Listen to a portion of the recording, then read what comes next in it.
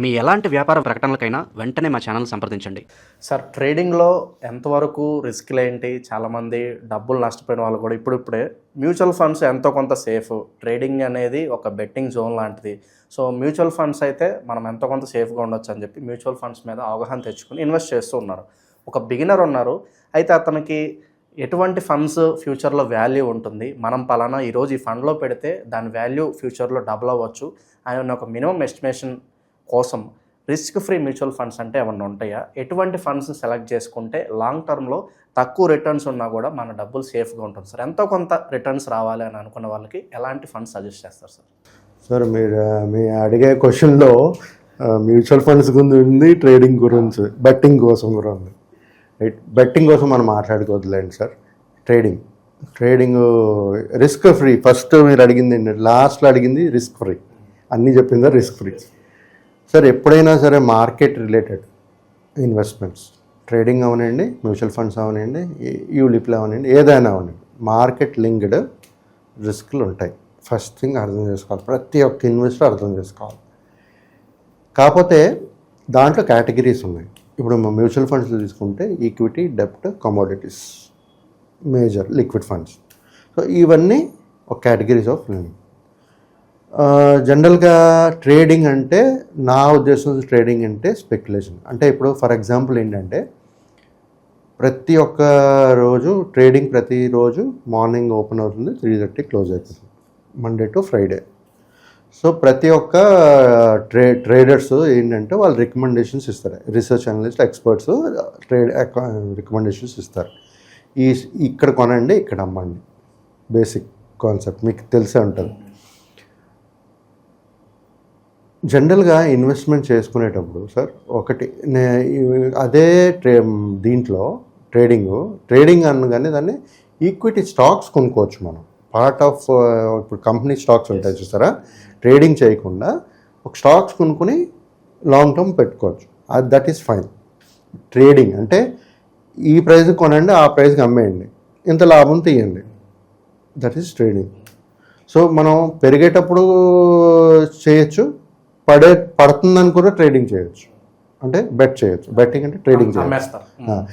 పడుతుందని మనం ట్రేడింగ్ చేస్తాం, పడినా మనకి ప్రాఫిట్ వస్తుంది, మనం అలా పుట్టు అంటారు దాన్ని. కాల్ అంటే పెరుగుతుంది, అంటే మార్కెట్ పెరుగుతుందని మనం బెట్ చేస్తున్నాము, మార్కెట్ పడుతుందని మనం బెట్ చేస్తున్నాం, రైట్. సో మార్కెట్ రిస్క్లో ఉండేటప్పుడు ఇది చాలా హై రిస్క్ ప్రొడక్ట్స్ ట్రేడింగ్. ఇది ఎవరికి సూటబుల్ అని అడిగితే నన్ను, మనలాంటి లో క్లాసు, అప్పర్ మిడిల్ క్లాస్ కాదు. మీరు 1 లక్ష రూపాయలు, 5 లక్షలు, 10 లక్షలు పెట్టి ట్రేడింగ్ చేస్తున్నారు అనుకోండి, రేపు అది పోతే మీకు ఏం ప్రాబ్లం లేదు అనుకున్న వాళ్ళు చేయండి. యు టేక్ ద లాటరీ, లేదంటే లేదు, you take the risk, right. So but trading చేసిన వాళ్ళు out of 100%, 1 to 2% have gain the profits. Remaining all people have lost their money. You decide మీకు ఏది సూటబులో, యూ డిసైడ్. రిస్క్ ఇప్పుడు నేను చూశాను, కొంతమంది అప్పులు తీసుకుని వచ్చి, లక్షల్లో అప్పులు తీసుకుని వచ్చి, ఫస్ట్ ట్రేడింగ్లో ఏమవుతుందంటే సార్, మీరు ట్రేడింగ్ చేసేటప్పుడు ఫస్ట్ ప్రాఫిట్ కనబడుతుంది మీకు, మళ్ళీ పెడతారు. అరే ఇంత అమౌంట్కి ఎంత వచ్చింది కదా, ఇంకా పెడదామని చెప్పి ఇంకా పెంచుతారు అమౌంట్ని, కొంచెం లాస్ చూస్తారు, సరేలే పడింది కదా మళ్ళీ ఇంకా యాడ్ చేద్దాము, మళ్ళీ యావరేజ్ అవుతుంది, మంచి ప్రాఫిట్ వస్తుంది అని చెప్పి మళ్ళీ యాడ్ చేస్తారు, అప్పుడు ఇంకా పడుతుంది. అలా లాసు పెరిగిపోతూ ఉంటుంది, రైట్. సో అప్పుడు బయట నుంచి డబ్బులు తీసుకుని వచ్చి పెడతారు, లయబిలిటీస్ అగైన్ అప్పుడు. So this is not for a middle class, low class and upper middle class people who are HNI class. నాకు ఈ డబ్బులు వద్దు అనుకున్న వాళ్ళు ట్రేడింగ్కి వెళ్ళండి, రైట్. రిస్క్ మీకు గ్యారంటీగా రిటర్న్స్ వస్తాయని గ్యారంటీ లేదు, markets are not guarantee returns. Mutual ఫండ్స్కి వచ్చారనుకోండి, అక్కడ ఏంటంటే రికమెండేషన్స్ ఇస్తారు, ఇక్కడ కొనండి, ఇక్కడ అమ్మేయండి, ఇది దాటిపోయింది, లేకపోతే టచ్ అయినప్పుడు మీరు అమ్మలేదు, మళ్ళీ పడిపోయింది, మీకు ఏం చేయాలో తెలియదు, అప్పుడు రికమెండేషన్ రాక మీరేం చూసుకోవాలి, మీరు చూసుకుని డిసైడ్ చేసుకోవాలి, right. So you have to make your own decisions. ఆ నాలెడ్జ్ ఉంటే you should go for trading. లేదంటే వెళ్ళకండి. అది కాకుండా మ్యూచువల్ ఫండ్స్కి వచ్చినప్పుడు మ్యూచువల్ ఫండ్స్లో వచ్చినప్పుడు ఏంటంటే సార్, ప్రతి ఒక్క స్కీమ్లో ఒక ఫండ్ మేనేజర్, రీసెర్చ్ అనలిస్ట్ ఉంటుంది. దాంట్లో కూడా ఏం చేస్తారంటే ఒక్కొక్క స్కీమ్లో ఎంతో స్టాక్స్ ఉంటాయి, 30, 40, 50 స్టాక్స్ ఉంటాయి. Depend on the categories. Equity అయితే ఈక్విటీ, డెప్ట్ అయితే డెప్ట్, లిక్విడ్ ఫండ్స్ అయితే లిక్విడ్ ఫండ్, హైబ్రిడ్ అయితే హైబ్రిడ్. సో ఇలాంటి అయినప్పుడు ఏమవుతుందంటే వాళ్ళు రీసెర్చ్ టీమ్ అనలైజ్ చేసిన స్టాక్స్నే పెడతారు. ఏదైనా పర్ఫామ్ చేయట్లేదంటే మారుస్తుంటారు. So expert is there, always expert ఉన్నారు అక్కడ చేయడానికి. ఇప్పుడు ఇన్వెస్టర్స్ మీరు రిస్క్ ఫ్రీ అన్నారు. రిస్క్ ఫ్రీ అనేది లేదు. ఎప్పుడైతే మన మార్కెట్ లింక్ అంటున్నానో ఉండదు. కానీ మీరు కొన్ని ప్రోడక్ట్స్ ఉన్నాయి, డెప్ట్ కేటగిరీస్, డెప్ట్ లిక్విడ్ ఫండ్స్, అదంటే పేపరు, బాండ్స్ అవన్నీ అలా కొంటుంది, గవర్నమెంట్ బాండ్స్ అన్నీ కొంటుంటాయి. సో ఆ కొనేటప్పుడు ఏంటంటే దాంట్లో మనకి అంత రిస్క్ ఉండదు. కాకపోతే అలాగే risk relates to returns also. Risk లేనప్పుడు రిటర్న్స్ కూడా అలాగే ఉంటుంది. అంటే మనకి బ్యాంక్లో ఎఫ్డి ఎలా పెడతామో 5, 6, 7% వచ్చే ఛాన్సెస్ ఉంటాయి. సో మీకు అలాంటి ప్రొడక్ట్స్ అంత రిటర్న్స్ చాలు అనుకునేటప్పుడు డెప్ట్ funds, డెప్ట్ categories always good, right? But మీరు రిస్క్ తీసుకోగలరు. సో ఫర్ ఎగ్జాంపుల్ మీరు ₹1,00,000 జీతం వస్తుంది, లేదా 50 లక్షలు ఉందనుకున్నాం. దాంట్లో మీరు ఒక 20-30% పడినా పర్లేదు, తర్వాత పెరిగితే చాలు అనుకుంటే ఈక్విటీ ఫండ్స్లో వెళ్ళచ్చు. అంటే ఎవరైతే 7 years ప్లస్ ప్లాన్ చేస్తున్నారో, 7 years ప్లస్ అంటే 7, 10, 15, 20 what ever may be the period, long టర్మ్లో ఎవరైతే ప్లాన్ చేస్తున్నారో ఇలాంటి ఈక్విటీ ఫండ్స్లో పెట్టుకునేటప్పుడు మంచి రిటర్న్స్ అనేది జనరేట్ చేస్తారు. లాస్ అనేది ఛాన్సెస్ చాలా తక్కువ ఉంటుంది. On an average historical data చూసుకుంటే మ్యూచువల్ ఫండ్స్లో 12-15% returns on an average generate చేసింది CAGR. సో అలాంటి రిటర్న్స్ మనకు చాలా అనుకున్నప్పుడు we can go for it, but provided long term. మీరు ఇవాళ పెట్టి రేపు కావాలంటే రాదు. ప్రతి సంవత్సరం మీకు 12% అన్నాను కదా, మీకు ప్రతి సంవత్సరం 12% వచ్చే ఛాన్సెస్ లేదు. వెల్త్ ఎవరు క్రియేట్ చేశారో తెలుసా సార్? ఈ ఇన్వెస్ట్మెంట్స్లో ఎవరైతే పెట్టారో వాళ్ళ జర్నీలో నెగిటివ్ రిటర్న్స్ చూసి ఉండాలి, పాజిటివ్ రిటర్న్స్ చూసి ఉండాలి, స్పెక్యులేషన్ చూసి ఉండాలి. ఈ 3 చూసిన వాళ్ళే వెల్త్ క్రియేట్ చేస్తారు. అంటే they are in the market for more than 10 years, 10-15 years. అలాంటి వాళ్ళే వెల్త్ క్రియేట్ చేసిన వాళ్ళు ఉన్నారు. సో ఈ విధంగా మనం ఏంటంటే రిస్క్ని తగ్గించుకుంటూ చేసుకోవాలనుకునేటప్పుడు మనం ఏంటంటే నేను చెప్పింది బ్రహ్మాస్త్రం, డైవర్సిఫైడ్ పోర్ట్ఫోలియో. అంటే మనకు వచ్చిన ₹100 కొంత ఈక్విటీ, దానికి ఒక రూల్ ఉంది సార్, రూల్ ఆఫ్ 100 అంటారు. 100 minus your age, okay? 100 minus 60 అంటే మీ ఏజ్ 60 అనుకుందాం. 100 minus 60, 40 should go to equity, 60% should go to డెప్ట్ ఫండ్. సో అలాగే చేసేటప్పుడు ఏంటంటే పోర్ట్ఫోలియో బ్యాలెన్సింగ్ చేసుకుంటూ రిస్క్ని తగ్గించుకుంటూ మనం ఇన్వెస్ట్ చేస్తే మంచి రిటర్న్స్ కూడా జనరేట్ అయ్యే ఛాన్సెస్ ఉంటాయి. ఇప్పుడు ఎక్కడ పెట్టాలి అని కేటగిరీస్ అనేటప్పుడు మీరు చాలా ఇయర్స్ నుంచి మార్కెట్లో ఉన్నారు, స్టేబుల్గా ఉన్న ఫండ్స్ ఏంటంటే ఏం చెప్తారు సార్? అంటే కొంత రిస్క్ తక్కువ, ఇవి స్టేబుల్గా మోర్ ఆఫ్ ద ఇయర్స్ నుంచి ఇవి చాలా స్టేబుల్గా ఉన్నాయని మీ అబ్జర్వేషన్లో మీరు చూస్తుంటారు, అటువంటి సార్? ఇప్పుడు దీంట్లో 2 విషయాలు ఉన్నాయి సార్. స్టేబుల్ ఒకటి, బెటర్ రిటర్న్స్ ఒకటి. సో ఇవాళ చేసిన స్టేబుల్గా ఉండేవి రేపు ఉండవు, ఇవాళ మంచి రిటర్న్ జనరేట్ చేసింది రేపు ఉండవు. So there is no permanent thing in mutual funds. So అందుకనే మనం ఏం చెప్తాము, డైవర్సిఫైడ్ పోర్ట్ఫోలియో చేసుకోవాలంటాను. నేనేమంటానంటే కొంత large, mid, small sectoral funds ఎంత బాగా చేస్తుందంటే దాంట్లో, లేకపోతే hybrid kind of thing, BAF, ఇలాంటి చాలా కేటగిరీస్ ఉన్నాయి. కానీ ఒక్కొక్క పర్సన్ రిస్క్ అప్టైట్ బట్టే మనం పోర్ట్ఫోలియో చెప్పగలుస్తాం.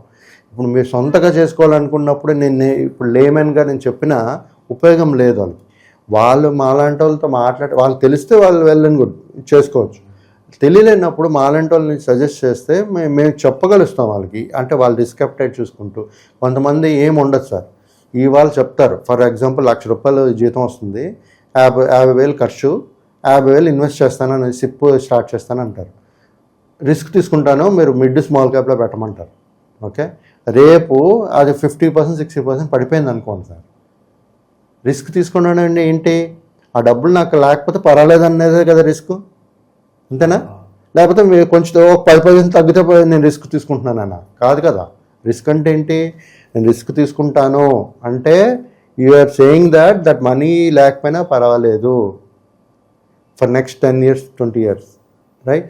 సో అలాంటిటప్పుడే మన equities which is giving aggressive returns, అలాగే అగ్రెసివ్ రిస్క్ కూడా ఉంటాయి. రిస్క్ ఫ్రీ అనే ఇన్వెస్ట్మెంట్స్ లేవు.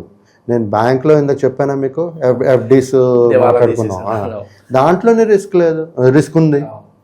15 లక్షలు పెట్టి బ్యాంక్ మూసేస్తే మీకు ఇచ్చేది 5 లక్షలు అయితే 10 లక్షలు పోయినట్టుకే కదా, రిస్క్ లేదా? మీరు ఇవాళ రోజు బైక్లో వస్తారు, హెల్మెట్ వేసుకుని రారు, రిస్క్ లేదా? మనం చేసే ప్రతి యాక్టివిటీలో రిస్క్ ఉంది, కానీ మనకు తెలియదు, రైట్? అది అర్థం చేసుకుంటూ మనం ఇన్వెస్ట్ చేయాలి సార్. ఏదైనా సార్, ఏదైనా ఫండ్ ఒక్కసారిగా పతనం అయిపోయినప్పుడు రీజన్స్ అనేవి చాలా ఉండొచ్చు, బట్ మేజర్ రీజన్స్ అంటే ఏం చెప్తారు? ఎందుకంటే చాలా మందికి తెలియాలి కాబట్టి మేజర్ రీజన్స్ ఏమై ఉండొచ్చు? ఇప్పుడు సార్ జనరల్గా ఇప్పుడు యూనియన్ బడ్జెట్ అయింది కదా, యూనియన్ బడ్జెట్ ఎందుకు అనౌన్స్ చేస్తారు? Growth of a country, right? So companies government దేనిలో ఇన్వెస్ట్ చేయబోతుంది అందరికి అర్థం కావాలి, దేంట్లో ఇన్వెస్ట్ చేస్తే మన గ్రోత్ బాగుంటుంది, ఏది మనం డెవలప్ చేయాలనేది అగ్రిగేట్ చేసి ఫండ్స్ అలొకేట్ చేస్తారు, కరెక్ట్? సో దేనికి చేస్తారు? ఇండియా గ్రో అవ్వాలని చేసేటప్పుడు ఇప్పుడు అదన్నీ షార్ట్ పీరియడ్లు ఉంటాయి. ఇప్పుడు ఎందుకంటే ఆల్రెడీ కొన్ని ఎస్టాబ్లిష్డ్ బిగ్ ఇప్పుడు ఐటీ కారిడార్ తీసుకున్నాం అనుకోండి, హైదరాబాదు, బెంగళూరు బాగా అన్ని కంపెనీస్ ఉన్నాయి. సో అది అస్తమానం పర్ఫామ్ చేస్తుందా అంటే లేదు, చెప్పలేము మనం. Depending on their orders what they get, demand ఏముందనేది బట్టి ఉంటుంది. ఏదన్నా ఏ టూల్ వస్తే అవి కూడా పడిపోతాయి, చెప్పలేము మనం. ఇప్పుడు ఏ వచ్చిన తర్వాత మరి ఎంతమందికి ఉద్యోగాలు పోయా కూడా తెలియదు మనకి, రైట్? సో రేపు ఇంతమంది ఉద్యోగాలు జాబ్లెస్ ఎంతమంది ఉంటారో కూడా తెలియదు. ఇప్పుడు బబుల్ అంటున్నారు, మరి అదేంటి అంతవరకు తెలియదు. సో థింకింగ్ చాలా డిఫరెంట్గా ఉంటుంది సార్. కాబట్టి నేను చెప్పేది ఏంటంటే ఇలాంటి ఒక ఏమంటాము మనం రిస్క్ ఫ్రీ ఓకే అనేది ఉండదు. మనం డిసైడ్ చేసుకుంటూ ఒక ప్లాన్ వేలోనే వెళ్ళాలి. డైవర్సిఫైడ్ పోర్ట్ఫోలియో మన రిస్క్ని తగ్గిస్తుంది. మీరు అడిగితే ఏ కేటగిరీలో పెట్టి కన్సిస్టెంట్గా పర్ఫామ్ చేస్తుందంటే మనం ఏం చెప్పలేము, ఎందుకంటే ఒక సైకిల్ ఉంటుంది. ఒకసారి ఇప్పుడు మనం లాస్ట్ 3-4 months నుంచి చూసుకుంటే మిడ్ స్మాల్ క్యాప్ స్కీమ్స్ చాలా కరెక్షన్ అయింది, హై వాల్యుయేషన్స్లో ఉన్నాయి. మిగతా లార్జ్ క్యాప్ కేటగిరీలో రీజనబుల్ వాల్యుయేషన్స్ ఉన్నాయి. సో ఆ వాల్యుయేషన్స్, ఆ క్వాలిటీ ఆఫ్ స్టాక్స్, కొంతమంది మూమెంటమ్ స్టాక్స్ చూస్తారు. మూమెంటమ్ స్టాక్స్ అంటే గోల్డ్, సిల్వర్ లాగా, అంటే ఇప్పుడు పెరుగుతుంది కదా ఇంకా పెరుగుతుంది, అదే మూమెంటం ఇంకా కంటిన్యూ చేస్తుందని చెప్పి ఇన్వెస్ట్ చేయడం, రైట్? సో అంటే ఈ సెక్టర్లో పెట్టండి, ఆ సెక్టర్లో పెట్టండి, లేకపోతే ఈ క్యాప్లో పెట్టండి, ఈ క్యాప్ మిడ్ స్మాల్ క్యాప్లో లార్జ్ క్యాప్లో పెట్టండి అని చెప్పకుండా నేను చెప్పేది అంటే డైవర్సిఫైడ్ పోర్ట్ఫోలియో క్రియేట్ చేసుకుంటూ ఇన్వెస్ట్ చేసుకుంటూ వెళ్ళాలి. ఎందుకు డైవర్సిఫైడ్ పోర్ట్ఫోలియో కూడా చెప్తున్నాను. లార్జ్ క్యాప్ వాల్యుయేషన్స్ తక్కువలో ఉంది అంటే పర్ఫామ్ చేసే ఛాన్సెస్ ఎక్కువ ఉంది, కానీ మిడ్ క్యాప్ స్మాల్ క్యాప్ వచ్చే రిటర్న్స్ లార్జ్ క్యాప్లో రాదు, రైట్? రాదు. సో మనకి మిడ్ క్యాప్ స్మాల్ క్యాప్ కావాలి, కానీ లాంగ్ టర్మ్లో కావాలి. షార్ట్ టర్మ్ అయితే మిడ్ క్యాప్ 7+ years బిలో అయితే మాత్రం మిడ్ స్మాల్ క్యాప్ కేటగిరీస్ కలకండి. సో ఎప్పుడైనా లాంగ్ టర్మ్ స్ట్రాటజీలో ఆలోచించుకోవాలి. Mutual fund is every time long term strategy, it is not short term. మీరు ఒక 1 year 2 yearsకి ఇన్వెస్ట్మెంట్స్కి వస్తాను అనుకుంటే ఒక రిస్క్ లేకుండా రిటర్న్స్ నార్మల్ రిటర్న్స్ కావాలనుకుంటే డెప్ట్ ఫండ్స్. బట్ ఈక్విటీకి విత్ ఇన్ 1-2 yearsలో వస్తానంటే మాత్రం కరెక్ట్ స్ట్రాటజీ కాదు, ఇట్ ఈస్ నాట్ అడ్వైజబుల్ అండి. సో మ్యూచువల్ ఫండ్స్లో ఎవరైతే ఇన్వెస్ట్ చేద్దాం అనుకుంటున్నారో వాళ్ళకి మంచి సలహాలు, సూచనలు అందించారు sir. Thank you so much. Thank you.